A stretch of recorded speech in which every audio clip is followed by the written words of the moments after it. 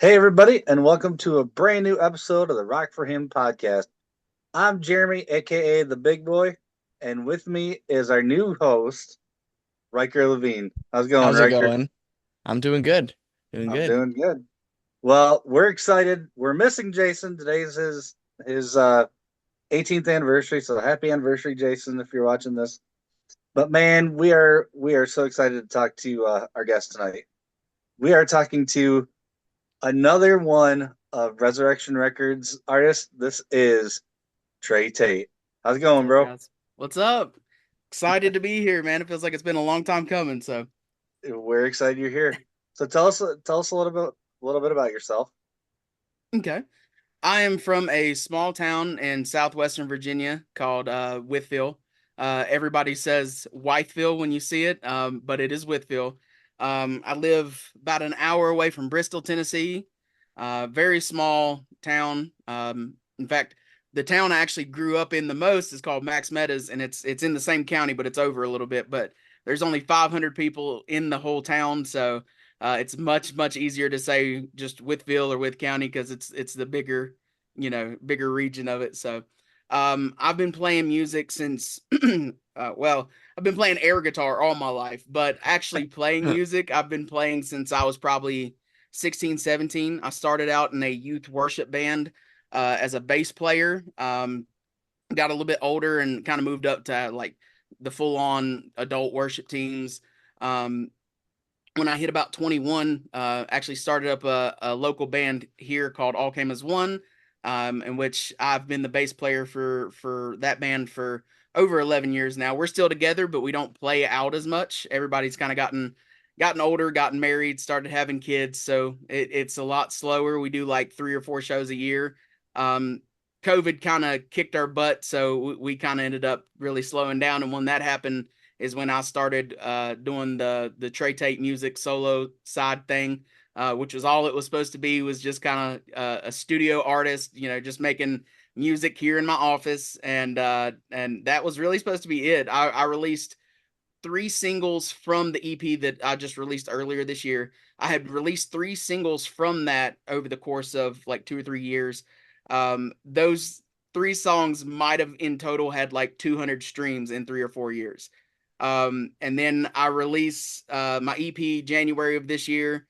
I kind of started researching things, looked into kind of where to push it and stuff. You guys, I'm pretty sure, were like the third or fourth station to actually play my single. So thank you guys so much for that. In fact, I don't know if you even know this. You guys are a big reason of how I ended up on Resurrection Records. After being on the top 20 for gosh, it was at least like 4 weeks or so, I want to say. I ended up meeting with Aaron Michaels, who's the head of Resurrection Records. I reached out to him not long after I think I got in touch with you guys and got the single on. But I had reached out to him and was like, I've got it on a couple of radio stations, this, that, and the other. And he was very busy because he had like 100 different bands and different acts and stuff reach out to him. So I didn't hear back from him for a while. I figured that meant that I had no chance. It was okay. I did it on a whim, really. Anyway, the way I tell it is literally when I put out the EP, I would get off work every night, and while me and my wife would sit in the living room, I had like a little email that I just sent up to a bunch of different like Christian rock radio stations. And I would just do that from like after dinner. I would sit there and do it for like 2 hours every night.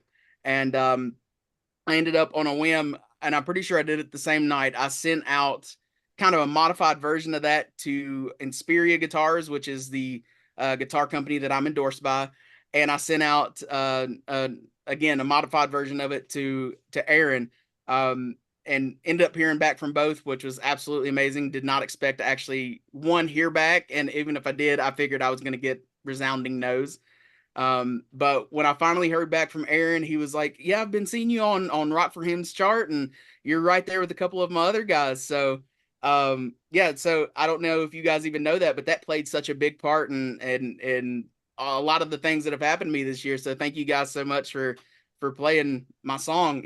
I was Hey, literally a nobody from a small town, and just literally making music in my office. So thank you guys for that. hey, man. Well, we thank you for sending us the song. I mean, it's a killer track.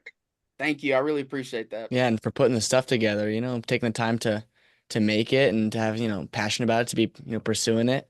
And then now you got guys like, say over here in the live chat, we just had Iron Man from Stained Red send his blessings Man. to you. So I I don't know love if you know Iron who that Man. is, but you got, people backing you, people, happy to see that you're making stuff and making waves, man. Yeah, yeah. I actually just got to meet a couple of my label mates this past weekend at Broken Bottle Music Fest up in Lancaster, Ohio.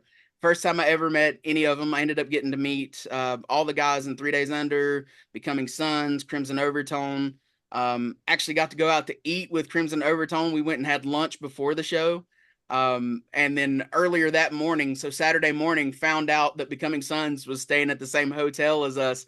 Me and my wife went down to get breakfast, and there was 3 or 4 of the guys sitting at a table, and I was like, "What's up, guys?" So, yeah, finally got to meet them, and I got to set up at the event. I didn't actually play. I ended up sponsoring. I did a small sponsorship, so it's not like I did anything to really, move a lot. But I wanted to help out in some kind of way, and reached out to Ryan and ended up doing a little small sponsorship. And he ended up letting me set up a merch table. So I got to actually set up a merch table for the first time, which was really, really cool. And actually a bunch of the other artists, they ended up getting stickers and shirts and CDs and everything. So it was a really cool experience, and I look forward to doing a lot more like that. So yeah, those guys are great. I love them to pieces. Ryan's a good Awesome. dude. I love Ryan. Oh yeah. So one of the things we love to do on our podcast is we love to hear your testimony. How did you become a Christian? So that goes back. In fact, I told this story just yesterday at lunch. I have some friends up in like the Logan, Ohio area, and me and my wife met up with one of them, went to church with him, and then went out to eat with him. And he didn't even know my testimony, and it genuinely just kind of came up. It wasn't like something that I was like, "Oh, I'm going to tell you my testimony." We were just having great conversation, and it kind of came up, but. I got saved when I was 11 years old. We had a tornado warning in our area, and as an 11-year-old, I was scared to death of dying. And we don't get a lot of like tornadoes around here, so like if there's a warning and they're like, "Hey, it's coming," it's kind of a big deal. And this was really before Facebook and a lot of social medias, and so it was like on the news, and it was like, okay, this is real, we're scared, I'm scared. So my mom she put me in the bathtub and put my twin size mattress over top of me, and of course I'm bawling like a baby because this is a lot of theatrics for something that I've never seen or even really, I don't even know if I had heard of us having like tornado warnings before this. So later I would find out that it happens more than I thought as an 11-year-old, but still. But I remember crying and being like, "Mom, I don't want to die." And my mother, um, she led me to Christ that night while being in a bathtub. And I remember saying, she was just trying to console me and keep me from crying. And she was like, "Well, do you want to accept Jesus into your heart and get saved?" And I was like, "Yeah." So it was something that you think, because I'm 11, I didn't take it serious, but it was a very, very serious thing for me. And um, the crazy part is, the first time I really felt God's presence or felt him, kind of like speak into my life was like a year, maybe 2 years later, but between a year and 2 years, something like that. But I was like 12. I don't think I was even 13 years old yet, but um, I ended up going through a real bad depression. I was a very shy kid. I've always been a big guy, so I wasn't always very popular. I really wasn't like super outgoing. I was kind of introverted. Like you had to get to know me before I'd really talk to you. And I just really, I didn't feel like I was talented. I wasn't popular, wasn't really, talented. I didn't feel like I had a lot to offer. And I remember just being super depressed. Like my parents couldn't get me to go to school or anything. I was on homebound for a while. And which I don't, if you don't know what homebound is, it's a little different than homeschooling, because a teacher from like the school district, they actually come out and like teach you at home. But essentially I went through this real bad depression, and my brother had come home from basic training. And before he shipped out to Iraq, he was actually in Operation Iraqi Freedom back in like 2006, and he was over there even before that. Um, but he had given me a SOG knife that he had picked up in basic training, and I picked that knife up one night. I remember just turning the music up real loud. I wasn't even going to leave a note. I wasn't trying to be like dramatic with it, but I just felt really just worthless and like I was a mistake. I told God many times during that season that, God, you made a mistake. I shouldn't be here. And I remember just cranking up the music on my stereo, just kind of normal level, so my parents really wouldn't suspect anything. And I got on my knees, and I remember just putting the knife to my wrist. And it was pushed in enough that when I pulled it away, the serrated edges had made indents in my wrist. Um, but as I was about to commit suicide, I felt God come over me, and I won't say it was audible, but I felt it nonetheless. I could feel it clear as day. God said, "No, I have more for your life." And that shook me. It changed me. I started bawling, crying, and that was something that really just it I had never felt anything like that before. Up to that point, it was like, obviously I knew about God, but I hadn't had an experience quite like that. Um, and yeah, also growing up, I grew up kind of trying to think of how to say this so I don't, when I tell my testimony, I don't like to say anything negative about my family.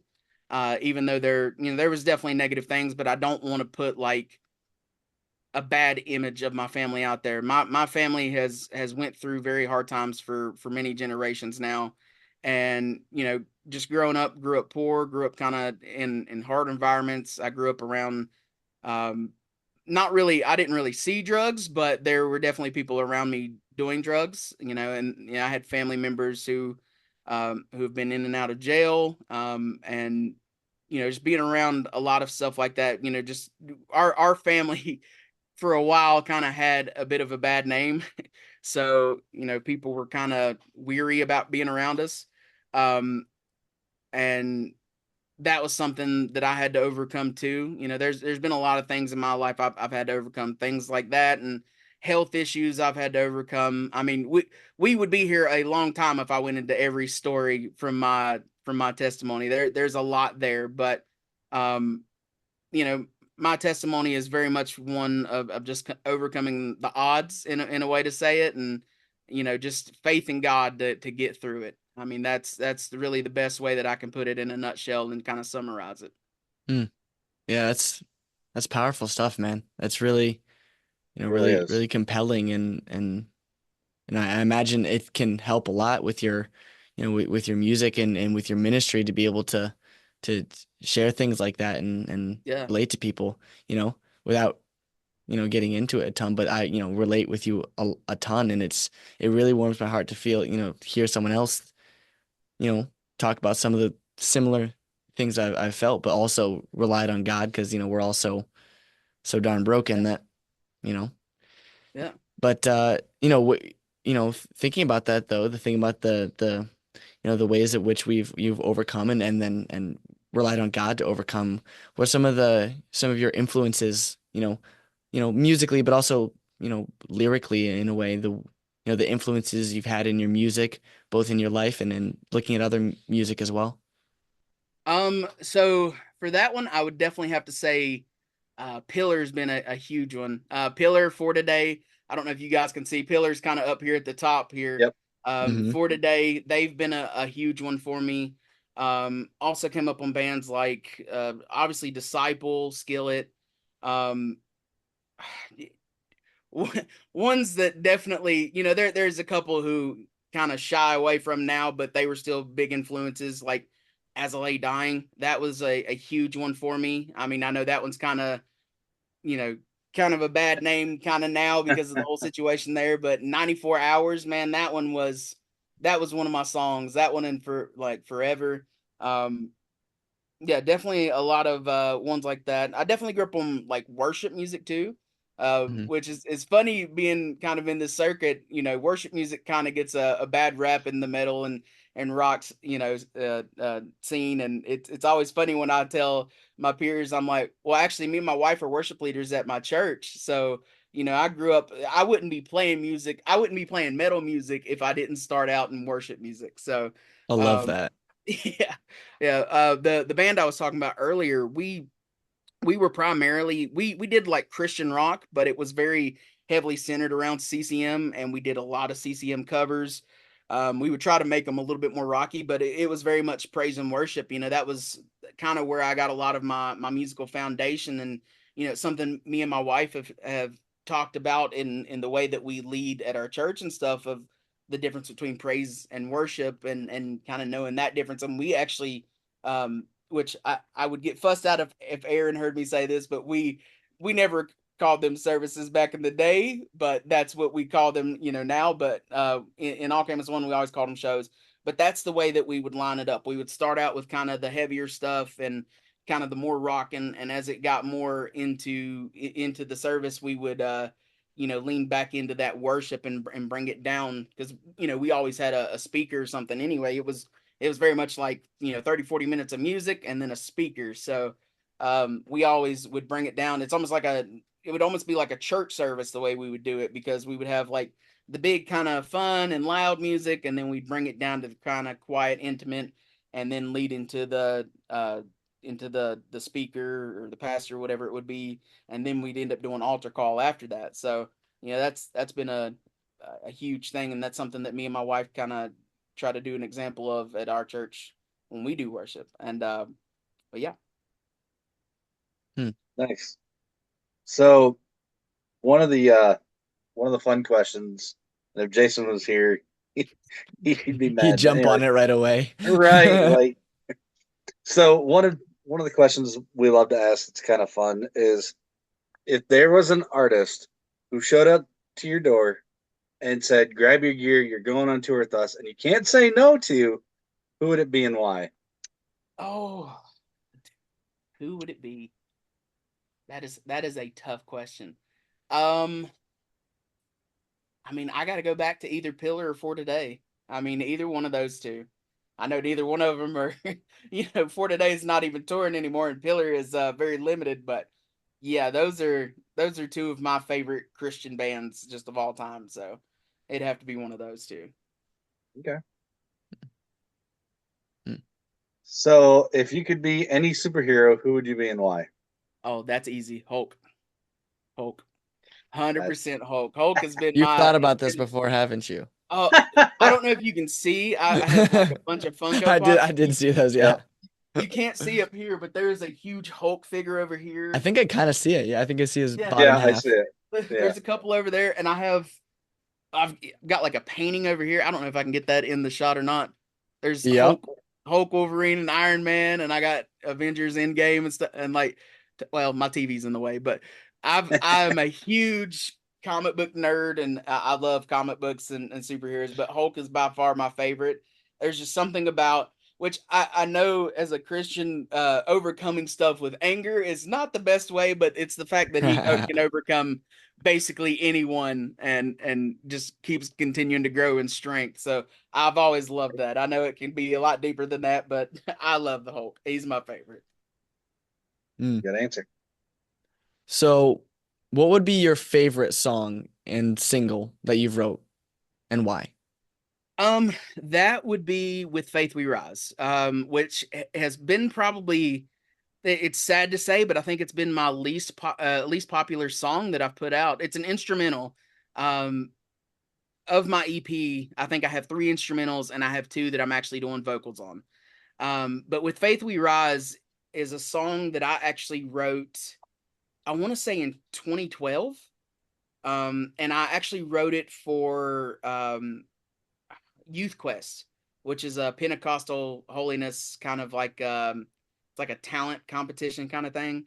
Um, and I think it was my second year going to it, and I wrote that, and the whole idea behind it, and it'll take me a minute, because again, this is a song that's 12 years old, but like the idea behind it um was to kind of have like the peaks and valleys of like kind of going through something, of like you're going through a tough situation, and so the music kind of starts out like sad, and then it grows angry, and then it goes through all these kind of things. And that was kind of like the way I kind of told people was that was kind of like dealing with the situation and going back and forth with God, and you're mad and you're just kind of battling it out, and then at the end it kind of gets peaceful.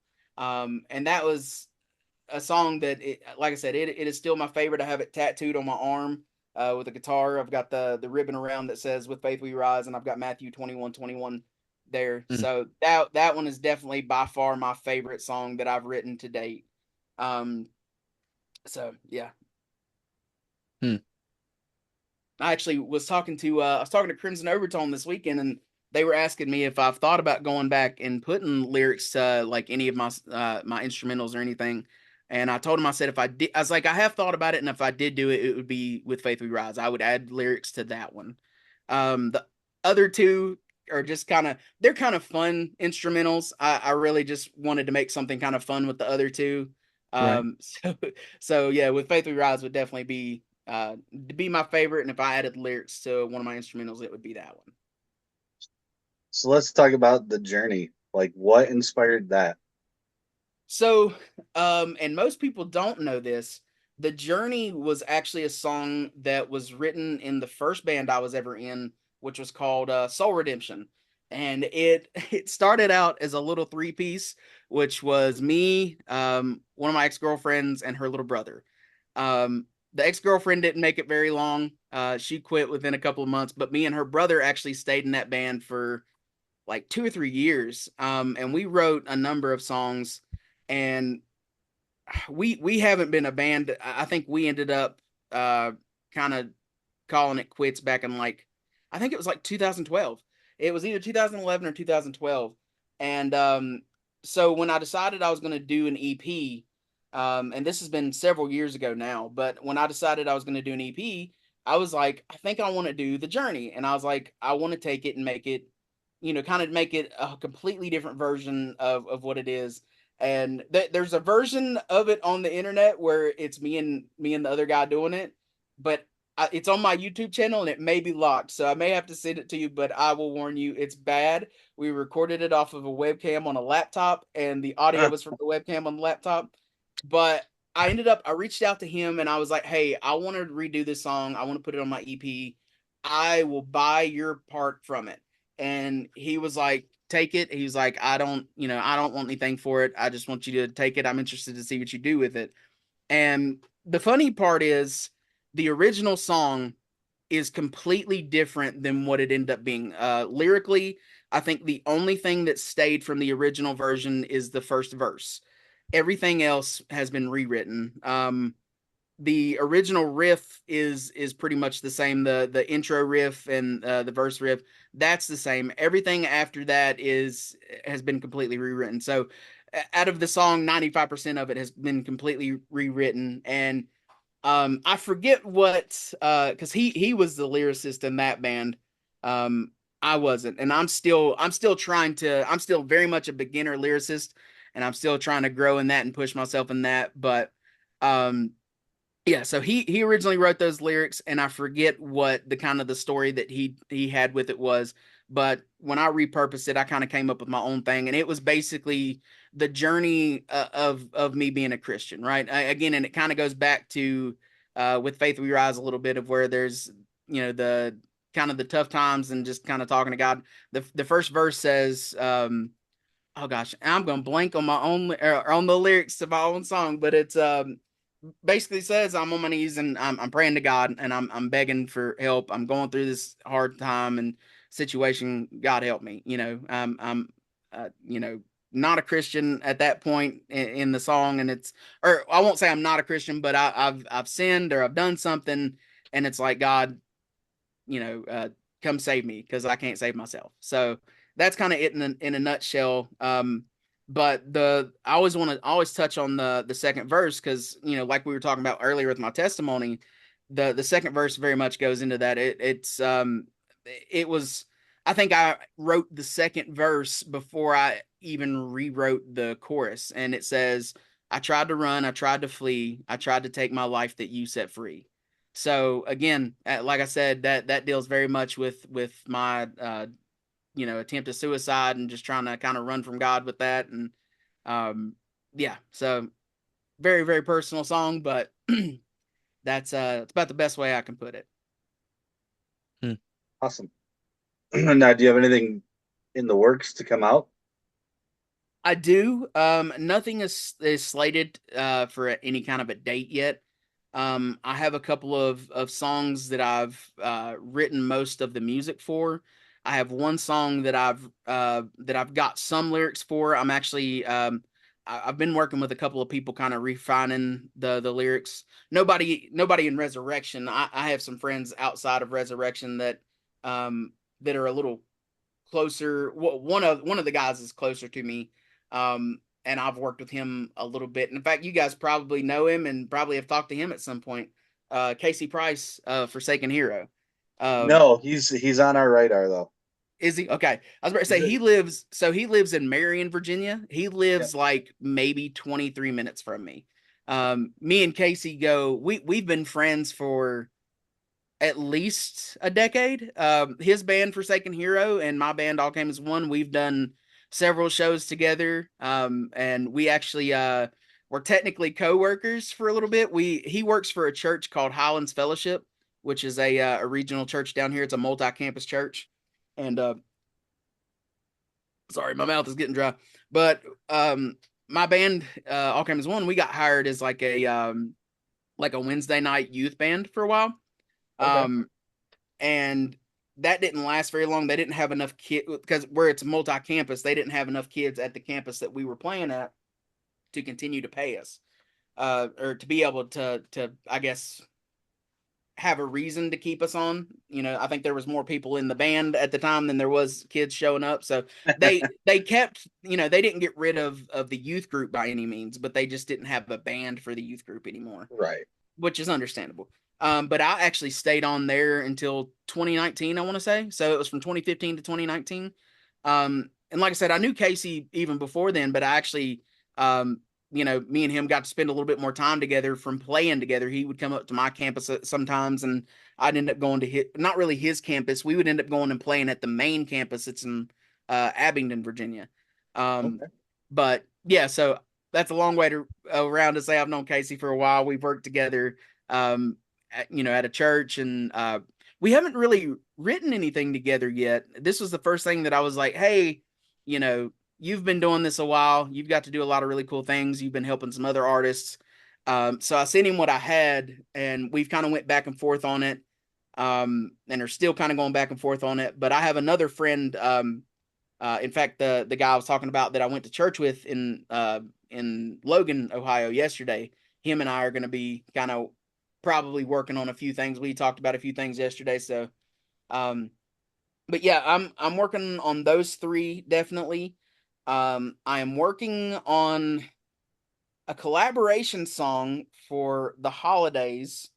That's all that I can say on that, and I may get in trouble even saying that, but it's some kind of a holiday song. Um, Okay. but really excited about that. The music for that one, I've done most of my part for that. I haven't done vocals, but I've done a lot of the guitar work for it. So I'm waiting for the other guys to kind of work on it. So there's definitely things in progress.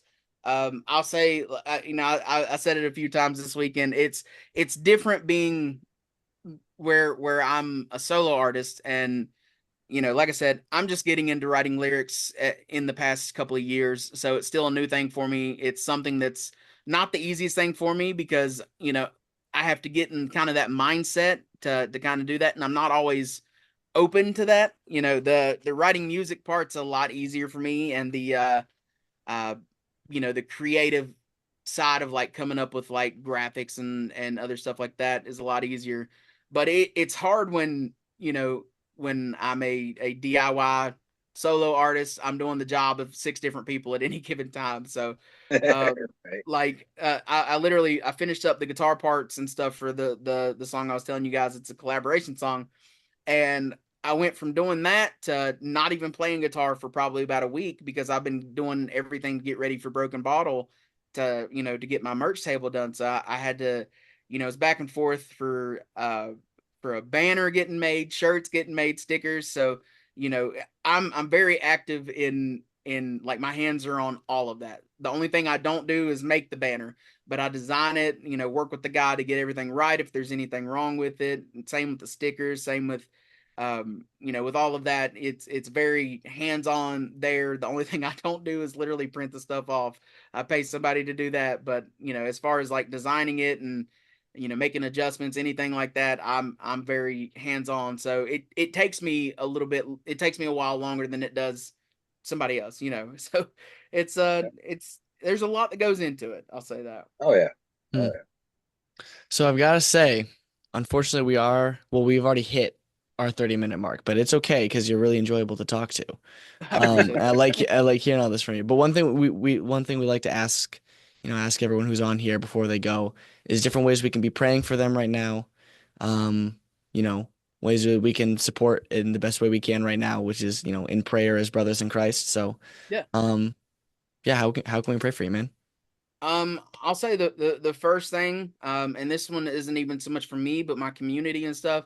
It's been, like I said, it's been a rough weekend for all the way up the East Coast, really, from Florida on up to Virginia. I mean, there's I think they said over 100 deaths, and we've seen flooding like I've never seen in my life. I mean, I'm not that old. I'm only 32 years old, but I've never seen flooding in my area like the way that it was this past weekend. And a lot of it, luckily for us, we're in the mountains, so a lot of it's went down, but there's still a lot of destruction. I think there's people that I know they've lost property.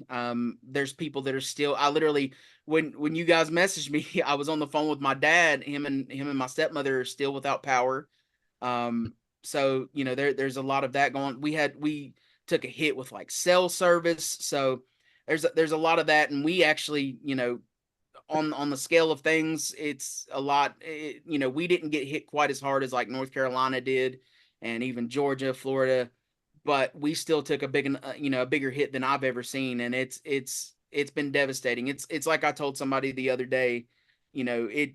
I've seen stuff like this happen, Hurricane Katrina and all these other hurricanes come through, but seeing the devastation kind of firsthand it's a perspective shift, man.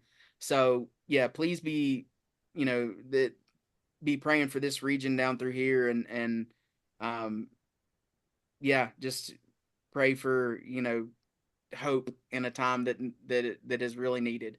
Hmm. Um Individually, yeah, please be praying for me.